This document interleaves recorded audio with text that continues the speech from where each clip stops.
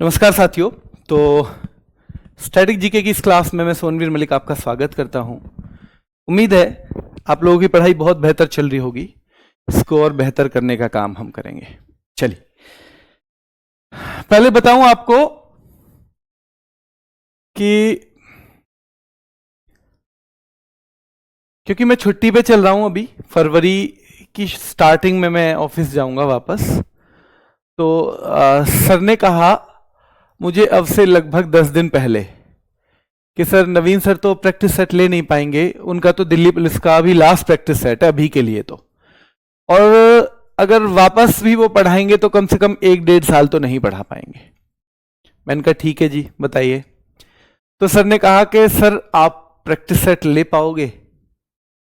मैंने कहा सर वैसे तो बच्चों को बहुत लंबे समय से आदत है कि वो नवीन सर से ही प्रैक्टिस सेट लेते हैं, पर फिर भी जैसा आप कहेंगे मैं आपसे अलग भी नहीं हूं, लेकिन मैं बच्चों से पूछूंगा, एक बार उनके मन की भी लूंगा कि वो किससे प्रैक्टिस सेट चाहते हैं। और इसीलिए मैंने कल आपसे पूछा था कि जी प्रैक्टिस सेट बताओ। फिर कुछ बच्चों ने कहा आप करवाओ, तो मैंने फिर आपसे जब फिर से कहा कि भाई ये कमेंट करना, तो आप में से ज्यादातर बच्चों का यही था कि सर आप करवाओ आप करवाओ आप करवाओ। वैसे मैं काम कर रहा हूं लगभग प्रैक्टिस सेट पे, क्योंकि प्रैक्टिस सेट में सारे सब्जेक्ट हैं, तो थोड़ा सा चीजें कहां से आ रही हैं कितनी आ रही हैं ये सब तो देखना ही था। तो मैं कर रहा हूं काम लगभग पिछले अगर देखा जाए तो 5-7 दिन से।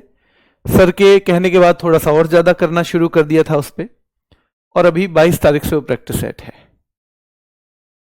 मैं उसे जितना अच्छा हो सकता है, देखो मैं नवीन सर नहीं बन सकता हूं, मेरी अपनी एक अलग आइडेंटिटी है, सर की एक अलग आइडेंटिटी है। पर ऐसा कहां लिखा है कि आप एक ही बड़े भैया को प्यार करेंगे? आप तो दो को भी अपना प्यार दे सकते हैं, आप तो हमारी पूरी टीम को भी प्यार देते हैं। तो इसलिए हम सर जो हमारे दिलों में जो नवीन सर का स्थान है, आपके में मेरे में सबके में, उसको हम ऐसे ही सुरक्षित रखेंगे। वहीं पे नवीन सर हमें हमेशा मिलते रहेंगे, और हम ये भी उम्मीद करेंगे कि कल को वो जो भी अपना सपना उन्होंने बुना है उसे वो पाए, वहां तक पहुंचे। उसके बाद फिर हमसे और बच्चों से जुड़े, खासतौर पे बच्चों से, क्योंकि हमसे तो खैर जुड़े हुए हैं पर आपसे थोड़ा सा भी दूर है कुछ दिन के लिए।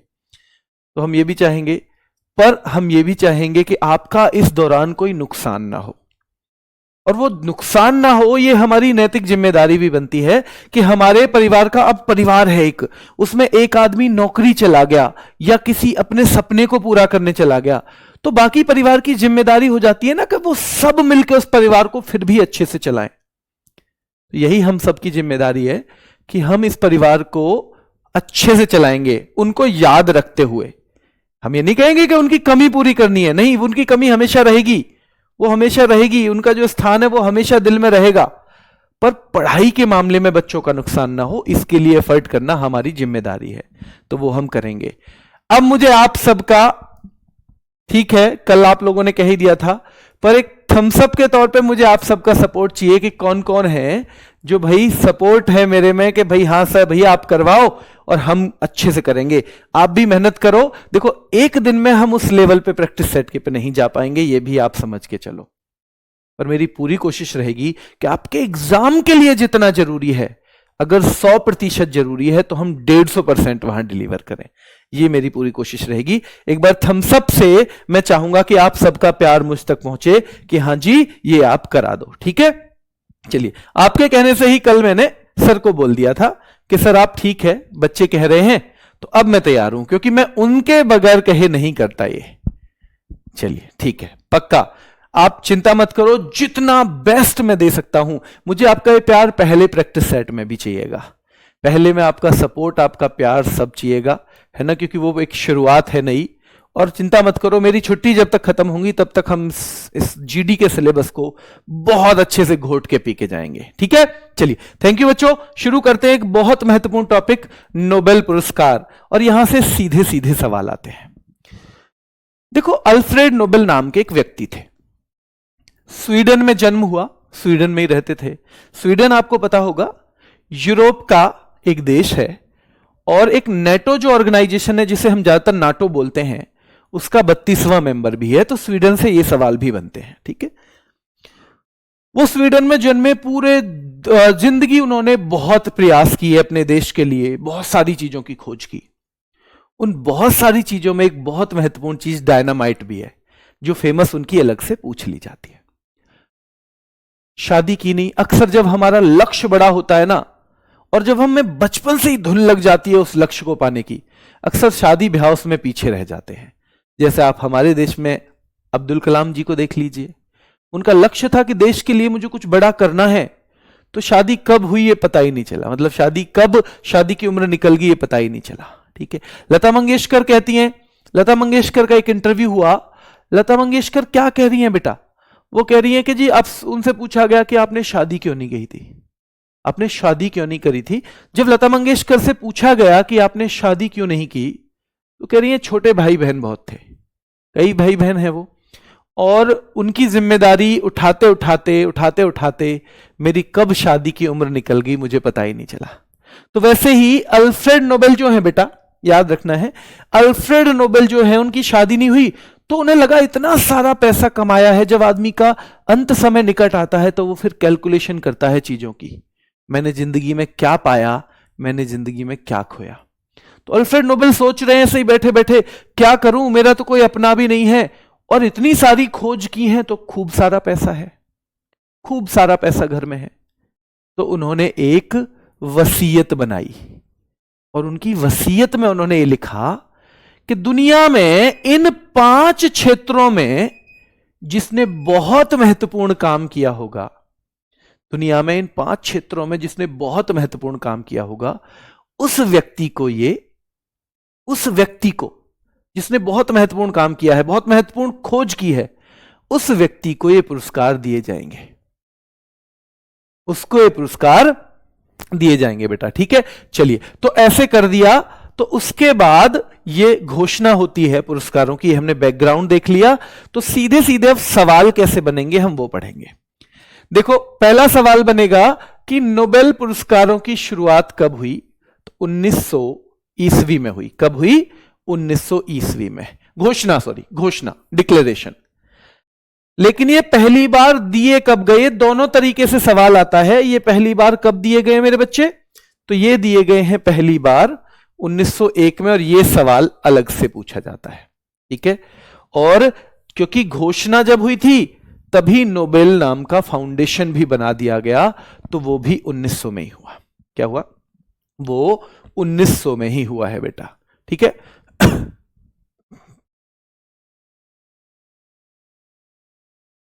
ठीक है बेटा, चलिए। स्थापना, स्वीडन के महान वैज्ञानिक अल्फ्रेड नोबेल। एक तो इनका नाम याद रखना है। सीधे सीधे सवाल कैसे आता है कि नोबेल की स्थापना किसकी याद में की गई, नोबेल पुरस्कार की, तो अल्फ्रेड नोबेल की याद में की गई।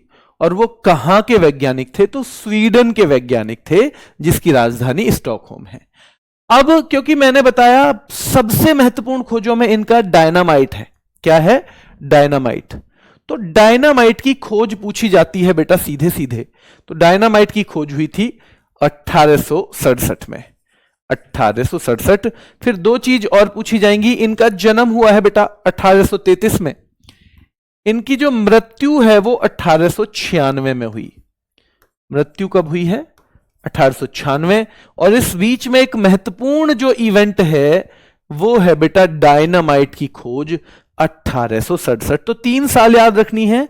1833 में भाई जन्म हुआ, 1896 में मृत्यु हुई बेटा, और बीच में क्या हुआ है? 1867 में डायनामाइट की खोज। और क्वेश्चन सीधा यह भी बन जाता है कि डायनामाइट की खोज किसके द्वारा की गई थी, किसके द्वारा की गई थी और कब की गई थी।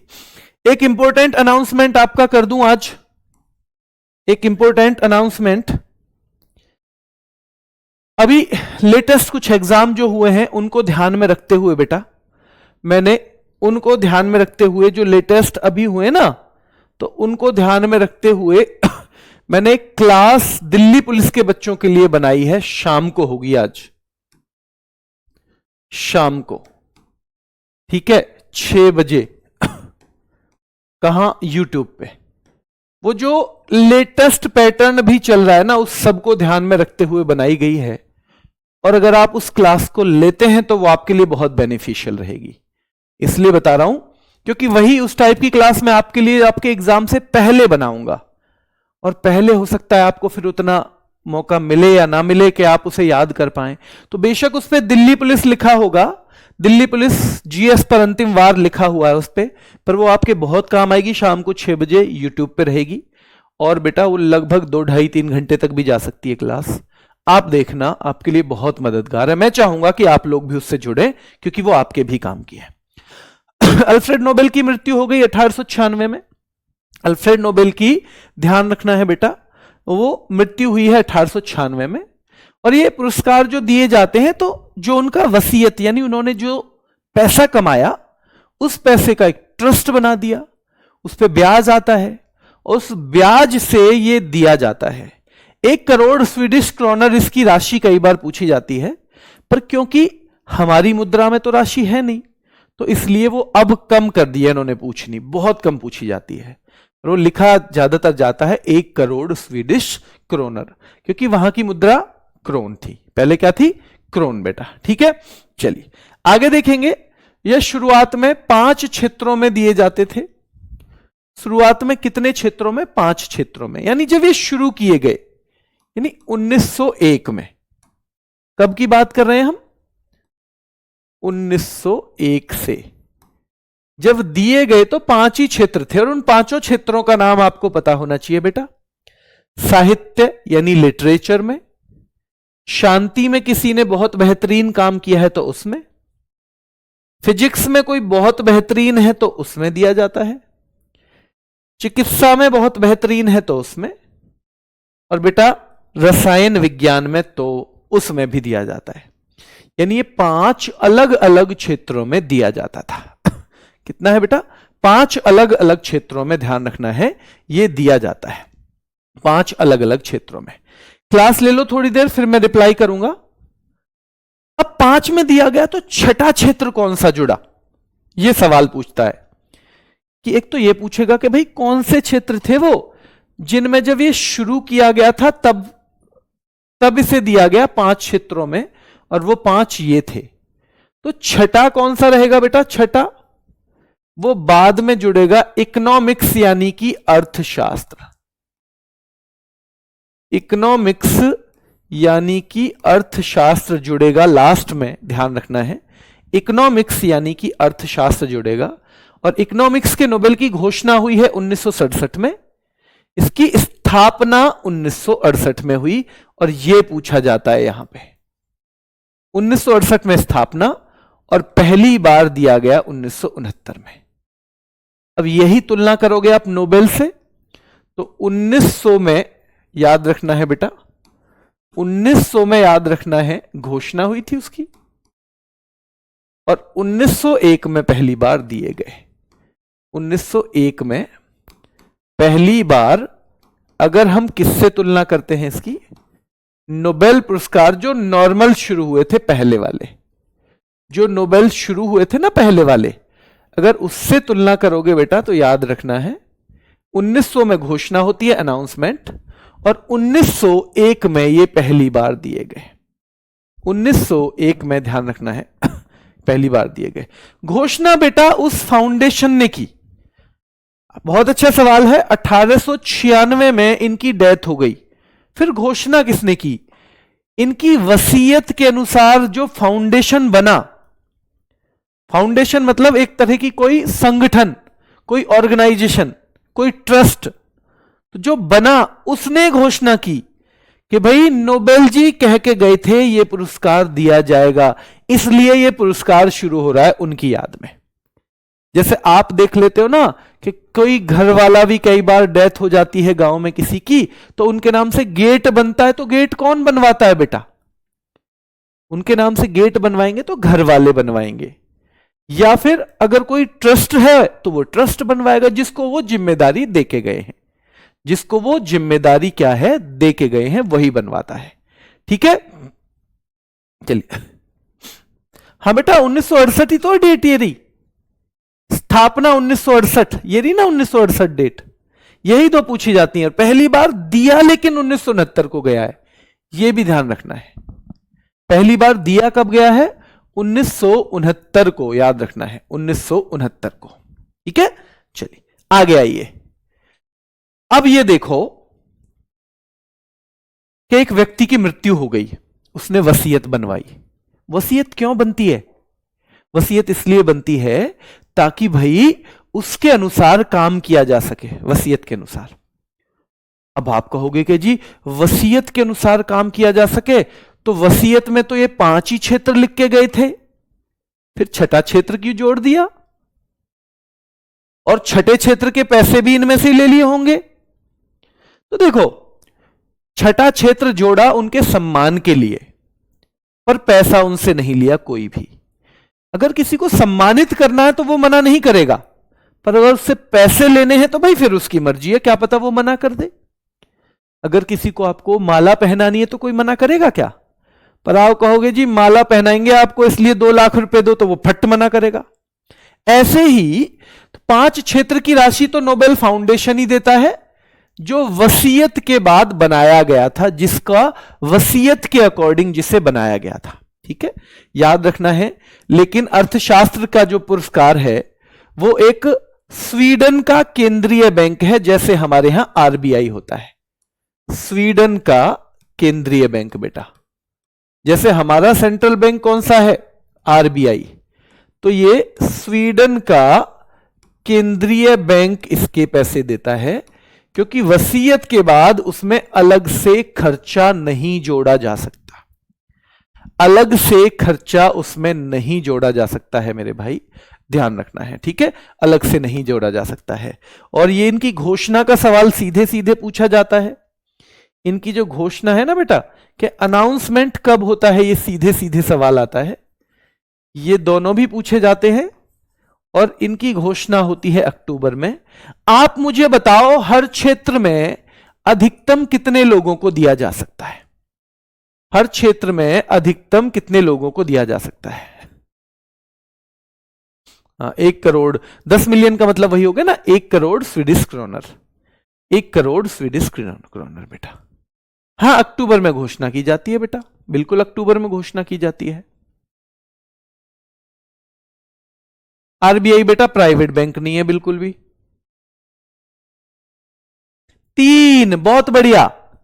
जैसे ये 6 क्षेत्र हैं, शांति में 3 लोगों को दे सकते हो, इकोनॉमिक्स में 3 लोगों को दे सकते हो, ऐसे ही फिजिक्स में 3 को दे सकते हो, मेडिसिन में 3 को दे सकते हो, केमिस्ट्री में 3 को दे सकते हो। ध्यान रखना है, इन सब में 3 लोगों को दे सकते हैं हम मैक्सिमम। ठीक है, चलिए अब ये दिए कब जाते हैं, ये सवाल पूछा जाता है बहुत। कौन सी तारीख को? क्योंकि अक्टूबर में हो जाएगा अनाउंसमेंट। अक्टूबर में अनाउंसमेंट हो गया, लेकिन दिया जाता है बेटा दिसंबर में। और कितने तारीख को? 10 दिसंबर को। और 10 दिसंबर को ही क्यों? क्योंकि अल्फ्रेड नोबेल की डेथ एनिवर्सरी होती है उस दिन, यानी उनकी मृत्यु हुई थी। उनकी मृत्यु हुई थी बेटा, याद रखना है। साथ साथ नोट्स नहीं बनाने बेटा। अगर आपको अगले साल सेलेक्ट होना है तो साथ साथ नोट्स बनाइए। अगर इसी साल होना है तो अब नोट्स बनाने का टाइम है नहीं। सीधे सीधे मैं कहूं, अगर आपने पहला बैच नहीं लिया था, केवल पीडीएफ से पढ़ाई करो और क्लास लो और प्रैक्टिस करो उसकी। नोट्स बनाने के चक्कर में लगे तो अब 2 महीने में सिलेक्शन नहीं है, ये तो भाई पक्का है। तो प्रत्येक वर्ष ध्यान रखना है 10 दिसंबर को ये दिए जाते हैं। कब दिए जाते हैं? 10 दिसंबर को। 10 दिसंबर को ही क्यों मैंने बता दिया? क्योंकि उनकी पुण्यतिथि है। पुण्यतिथि उस दिन को कहते हैं जब कोई व्यक्ति इस शरीर को छोड़ के भगवान के यहां चला जाता है, यानी मृत्यु होती है जिस दिन। ठीक है, अब ये देखो, ये 6 पुरस्कार हैं। 6, इनमें एक तो है शांति का।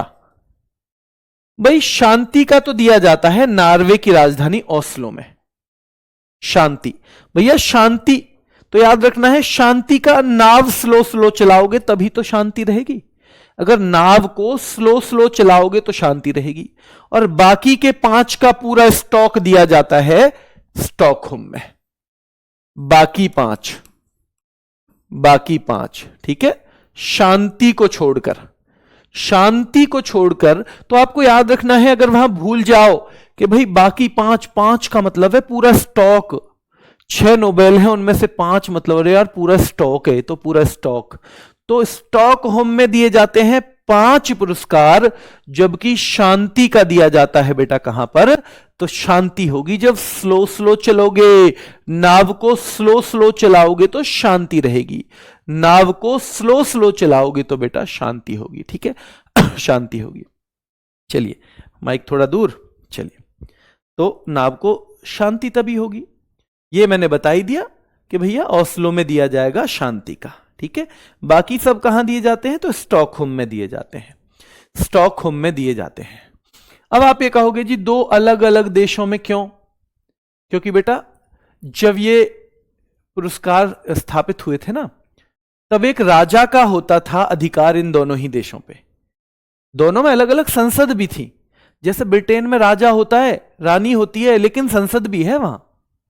तो ऐसा नहीं है जहां राजा होगा तो संसद होगी नहीं, ब्रिटेन में राजशाही है लेकिन संसद चलती है।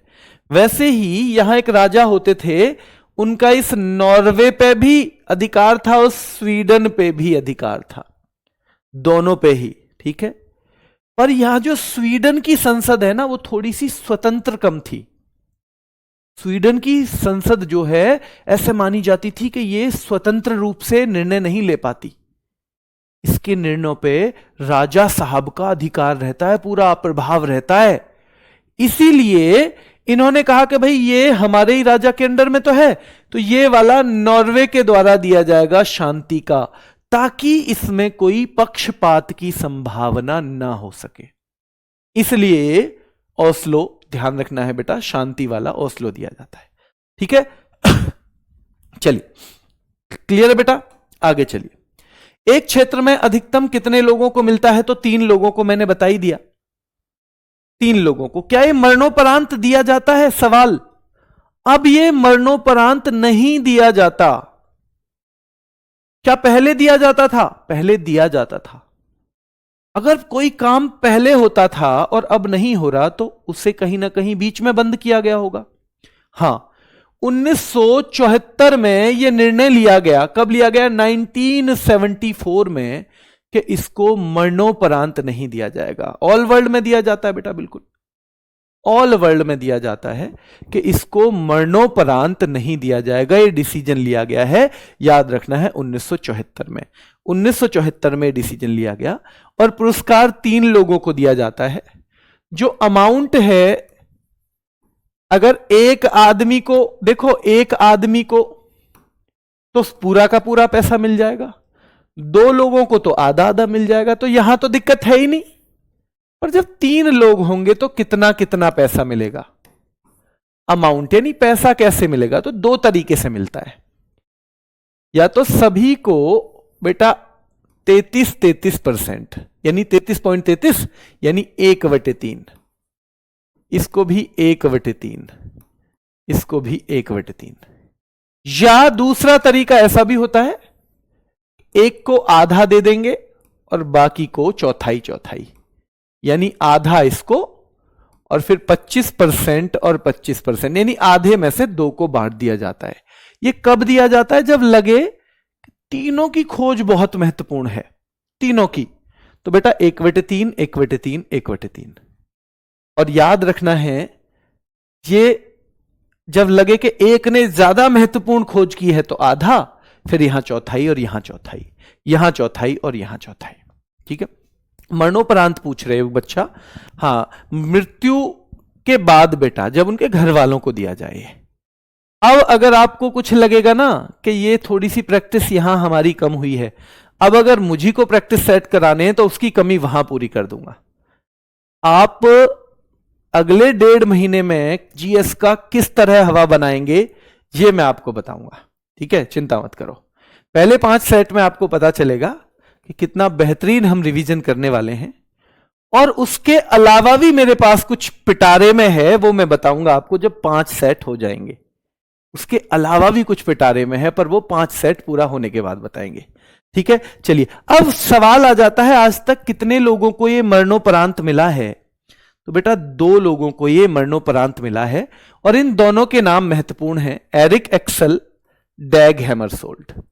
Eric axle, डैग हैमरसोल्ड। और ये जो डैग हैमरसोल्ड है, जब हम पढ़ेंगे तो यूनाइटेड नेशंस ऑर्गेनाइजेशन के महासचिव रह चुके हैं। ये महासचिव ही थे उस टाइम पे। यूएन में सबसे ऊपर जो आदमी होता है ना, उसको बोलते हैं सेक्रेटरी जनरल, यानी महासचिव। तो ये यूएनओ के महासचिव रह चुके हैं दूसरे नंबर के। कौन से नंबर के बेटा?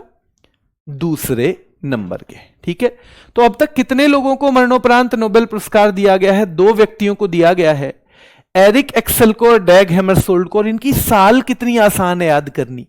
देखो 1901 में यह शुरू हुआ, पहली बार मरणोपरांत दिया जाएगा 1931 में, और दूसरी बार मरणोपरांत दिया जाएगा 1961 में।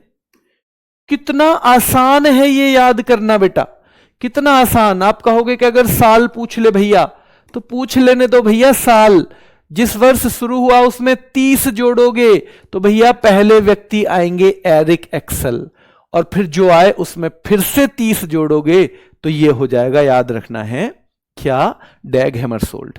या पहला पाना है तो 30 जोड़ दो, दूसरा पाना है तो 60 जोड़ दो। साल भी सीधे सीधे रट जाएगी, साल भी सीधे सीधे रट जाएगी बेटा।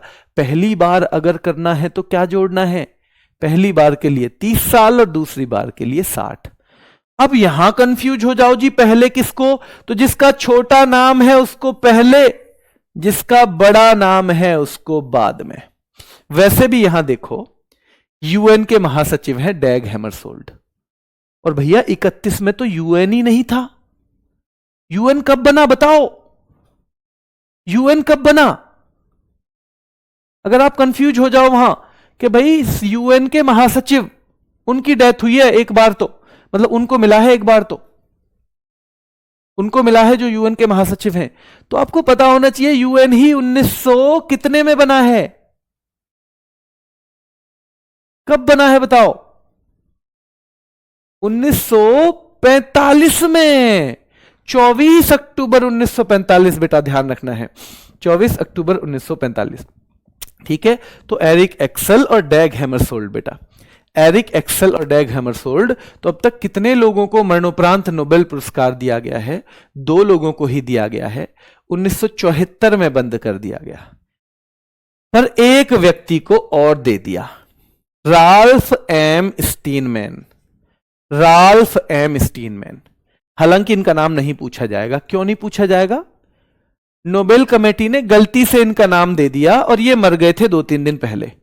कभी कभी ऐसा होता है ना, बड़ा गांव है तो दूसरे कोने पे कोई बाबा मर गए हों तो उनका पता ही ना होता कि जी वो बाबा तो खत्म हो गए, क्योंकि बड़ा गांव है भैया। वैसे ही बड़ी दुनिया है, तो नोबेल कमेटी ने इनका नाम तो दे दिया, पर इनकी डेथ हो गई थी 2-3 दिन पहले ही। तो ये बोले चलो कोई बात नहीं, अब दे दिया तो दे दिया, जाओ, हमने तो जिंदा समझ के ही दिया था, जिंदा समझ के ही मान लो इनको, जिंदा समझ के ही मान लो बेटा। ठीक है, जिंदा समझ के ही मान लो। क्लियर है बेटा? इंडिया से कितने लोगों को मिला है हम याद करेंगे बेटा, अभी आगे चल के वही हमारा है। तो राल्फ एम स्टीनमैन की बात करें। ठीक है, राल्फ एम स्टीनमैन, ये हालांकि आएगा नहीं, 2 ही मानो आप, 2 ही मानो। अब ये पूछ लिया जाता है सबसे ज्यादा बार नोबेल मिला है रेड क्रॉस नाम की संस्था को। रेड क्रॉस काम क्या करती है ये जब हम संगठन पढ़ेंगे तब देखेंगे। अभी तो बस आप देख लो 1917 में मिला इसको, 44 में, 63 में। ये बनी थी 1863 में। 1863 में ये बनाई क्यों गई थी कि अगर युद्ध वगैरह हो ना और वहां पे कोई व्यक्ति घायल हो जाए, अगर लड़ाइयों में कोई घायल हो जाए तो उसके लिए बनी थी बेटा, उसके लिए। तो 1863 में स्थापना हुई। सबसे अधिक बार नोबेल मिला है रेड क्रॉस को, 1863 में स्थापना हुई। स्थापना की किसने है? हेनरी ड्यूनेंट ने। और इसने बहुत सारा काम किया उन लोगों के लिए जो युद्ध में घायल हो जाते थे, जो युद्ध में घायल हो जाते थे बेटा, याद रखना है। तो युद्ध में घायल लोगों के लिए जो मिलेगा ना तो वो इकोनॉमिक्स का हो सकता, ना वो किसका हो सकता बेटा, ना वो फिजिक्स का, ना केमिस्ट्री का, ना चिकित्सा का। चिकित्सा का मतलब है कोई चिकित्सा वाली खोज, कोई दवाई बना दी बहुत बढ़िया, ऐसा नहीं है किसी डॉक्टर को दे दोगे क्योंकि वो इलाज अच्छा करे।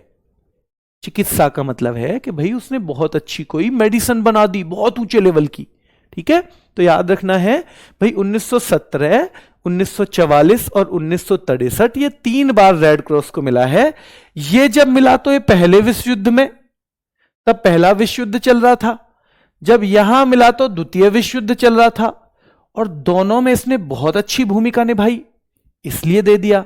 और बेटा 1963 की अगर बात करें, 1963 की अगर बात करें तो यह दिया गया था क्योंकि इसे बने हुए 100 साल हो गए। इसे बने हुए यहां 100 साल, यानी 100 साल की हो गई थी ये संस्था, इसकी उम्र हो गई 100 साल। और 100 साल पे तो अच्छे से मनाते हैं, 100 साल पे तो चीजों को अच्छे से मनाते हैं बेटा। चलिए, क्लियर है? क्लियर है बेटा? चलिए, तो क्लियर है यहां पे हेनरी ड्यूनेंट स्थापना की रेड क्रॉस की, और याद रखना है फिर इनको ये पुरस्कार मिला है। हेनरी ड्यूनेंट को खुद भी 1901 में शांति का मिला। 1901 में तो सर शुरू ही हुए थे नोबेल। हां, शुरू ही हुए थे, तो ये तो पहला ही हो गया। हां जी, पहला ही हो गया। तो सर ये अकेले मिला था इनको? नहीं, इन्हीं की तरह एक और व्यक्ति था फ्रेडरिक पासी नाम का, उसने भी ऐसी एक संस्था बनाई, फ्रेंच पीस सोसाइटी।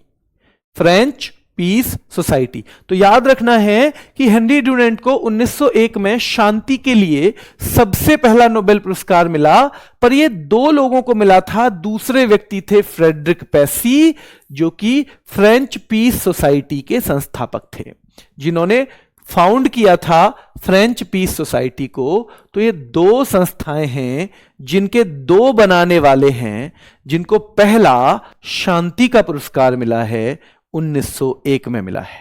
कब मिला है? 1901 में मिला है। ठीक है, चलिए, आज तो बेटा ट्रिक है ही नहीं। आज कहां ट्रिक है? मनीष कह रहे हैं जी ज्यादा ट्रिक से पढ़ाते हो सर, थोड़ा कम कीजिए। आज कहां ट्रिक है बेटा?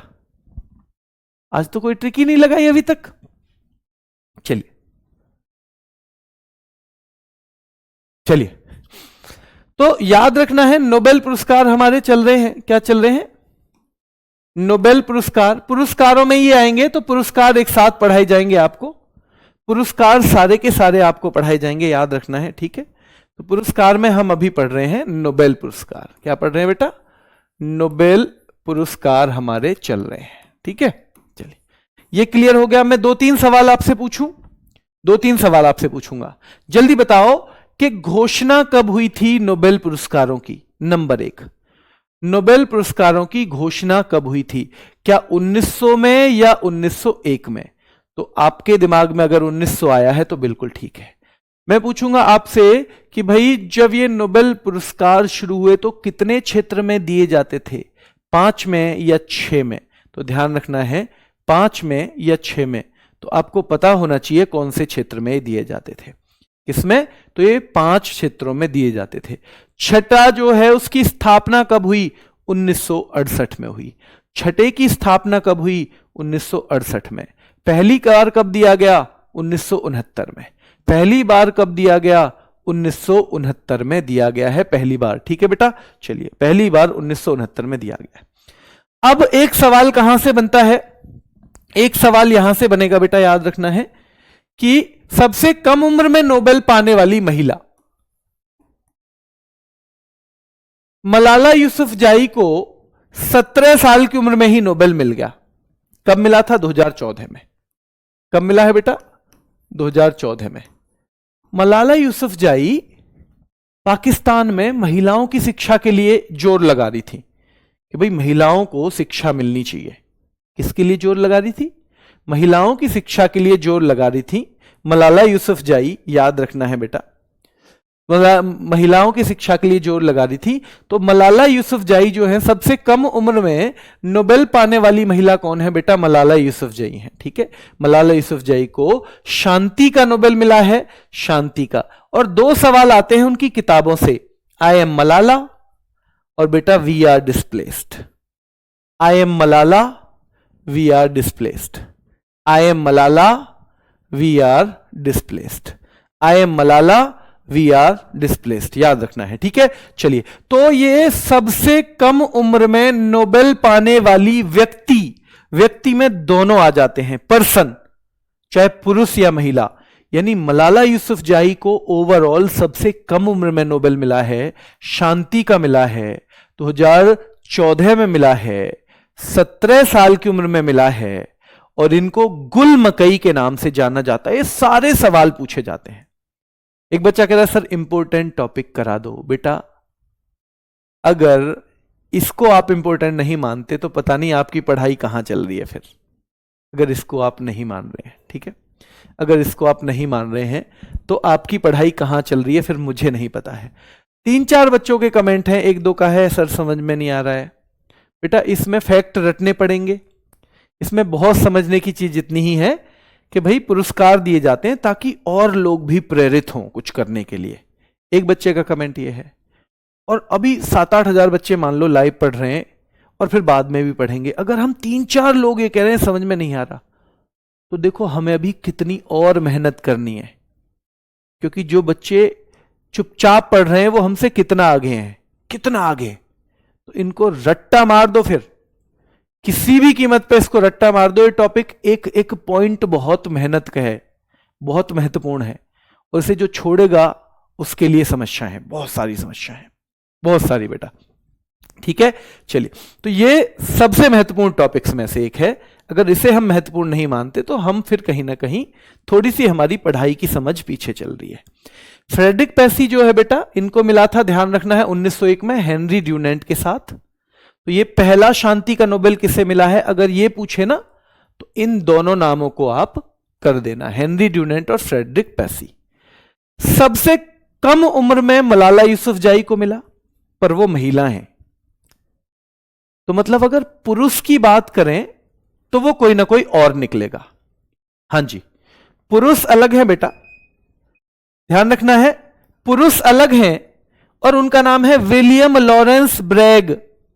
इन्हें 25 साल की उम्र में ही मिला था। कितने साल की उम्र में? 25 साल की उम्र में मिला था विलियम लॉरेंस ब्रैग को। और ये पुरुषों में सबसे कम उम्र वाले हैं जिन्हें नोबेल मिला। जैसे भारत रत्न में आप आगे पढ़ोगे, सचिन तेंदुलकर सबसे कम उम्र वाले हैं। कौन है? सचिन तेंदुलकर सबसे कम उम्र वाले हैं। हम भारत रत्न में आगे पढ़ेंगे बेटा।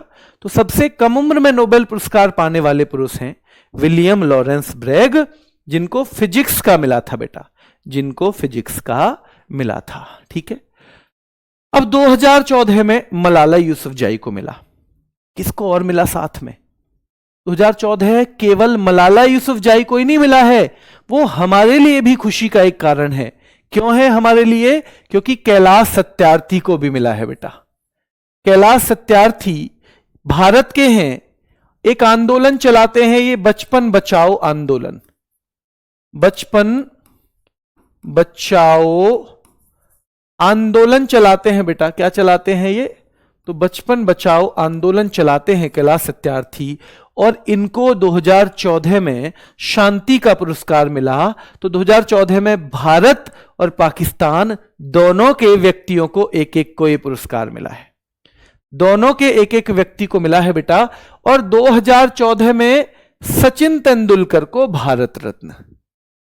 ये 3 व्यक्ति हैं जिनसे संबंधित 3 महत्वपूर्ण पुरस्कार 2014 के हैं। सचिन तेंदुलकर, लेकिन इनको नोबेल नहीं मिला। क्या मिला है बेटा? भारत रत्न।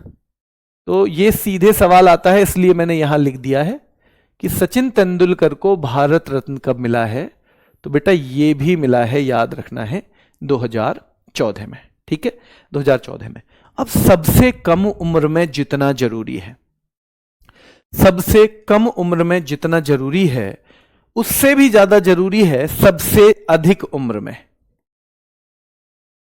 सबसे अधिक उम्र में बेटा, सबसे कम उम्र में जितना जरूरी है उससे भी ज्यादा सबसे अधिक उम्र में गुड इनफ नाम के व्यक्ति को मिला था 97 साल की उम्र में। और केमिस्ट्री में मिला है, रसायन विज्ञान में। किसमें मिला है बेटा? रसायन विज्ञान का, यानी कि केमिस्ट्री का मिला है 97 साल की उम्र में। तो हमें 3 नाम याद रखने हैं। मलाला यूसुफजाई सबसे कम उम्र की हैं, व्यक्ति भी मान लो, उनको महिला भी मान लो, दोनों में। फिर अगर पुरुषों में बात करोगे तो विलियम लॉरेंस ब्रैग हैं। विलियम लॉरेंस ब्रैग कौन है? William Lawrence Bragg. और फिर बात करोगे सबसे ज्यादा उम्र में तो गुड इनफ में बेटा, गुड इनफ में याद रखना है, गुड इनफ है, याद रखना है बेटा, गुड इनफ। ठीक है, चलिए आगे देखेंगे हम। 2 बार नोबेल पाने वाले 5 लोग हैं, अपडेट कर लेना। 4 नहीं है, 5 हैं। 4 नहीं है, 5 हैं, 5 हैं, 5 हैं, और आप अपडेट कर लेना खुद को। ठीक है, ये 5 व्यक्तियों के बस नाम याद रख लो। मैडम क्यूरी 2 बार मिला है, जॉन बर्डीन 2 बार मिला है, लिनस पॉलिंग 2 बार मिला है, फ्रेडरिक सेंगर 2 बार मिला है, और कार्ल बेरी शार्पलेस 2 बार मिला है। केवल 5 नाम पढ़ने हैं आपको, नीचे की डिटेल अभी नहीं देखनी। फिलहाल केवल 5 नाम याद करने हैं आपको। क्या करने हैं? 5 नाम याद करने हैं बेटा। तो इन 5 नामों को हम कैसे याद करेंगे? पहला कौन है? Madam Curie. ठीक है, कौन है बेटा? तो इनका एक बार यहां भी लिख देता हूं मैं नाम, मैडम क्यूरी, है ना? मैडम क्यूरी है बेटा, याद रखना है। ठीक है, मैडम क्यूरी पहली है। ठीक है, अच्छा आपको ये दिख रहा है नाम? ये दिख रहा है? देखना सही से, ये दिख रहा है? ठीक से दिख रहा है ना?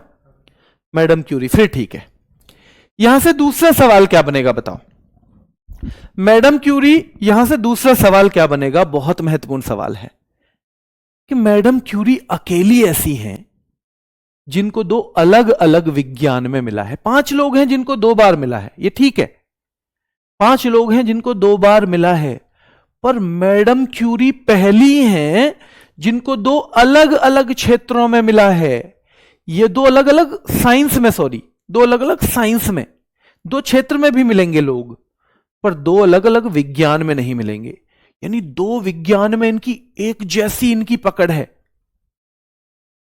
एक ये फिजिक्स में भी उतनी बेहतरीन है, केमिस्ट्री में भी इतनी बेहतरीन है। तो याद रखना है, एकमात्र है 2 अलग अलग, 2 विज्ञान की 2 अलग अलग शाखा में, विज्ञान की 2 अलग अलग